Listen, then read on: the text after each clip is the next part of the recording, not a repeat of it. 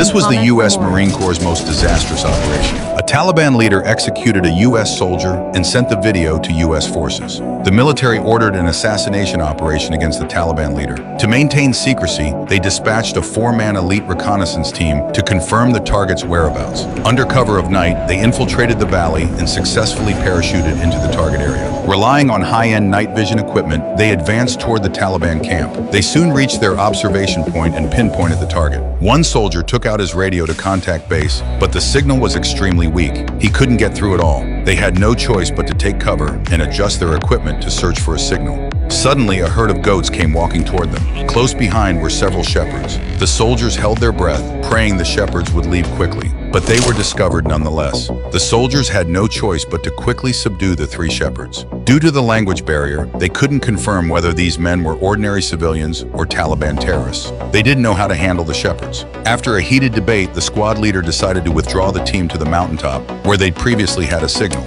So they released the shepherds. They had no idea that this action would lead to a catastrophic disaster for them.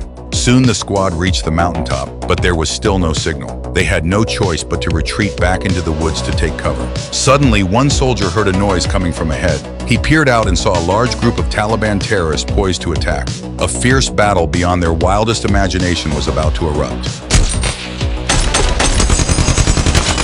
Marcus, move! The intense suppressive fire was too much for the soldiers to handle. The terrorists showed no mercy and even launched an even more ferocious attack.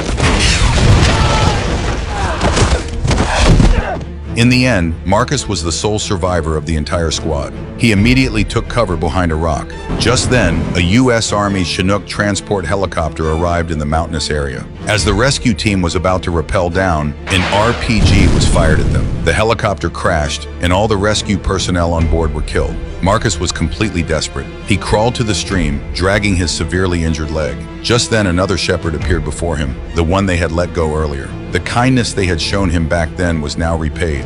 The shepherd took him back to the village and bandaged his wounds. Marcus wrote a distress message on a map, asking the villagers to deliver it to the nearest U.S. military base. However, it wasn't long before news of the U.S. troops hiding in the village was leaked. A Taliban commander rushed to the scene and seized Marcus. At that critical moment, the villagers unexpectedly raised their guns against the terrorists. It turned out these villagers had long been dissatisfied with the brutal Taliban. Outnumbered, the Taliban commander had no choice but to retreat for the time being. However, an hour later, the Taliban launched a brutal reprisal against the entire village. At the 11th hour, U.S. air support finally arrived. Apache attack helicopters dealt a devastating blow to the Taliban with their machine guns and rockets. Operation Red Wing finally came to a close amid a sea of blood and fire.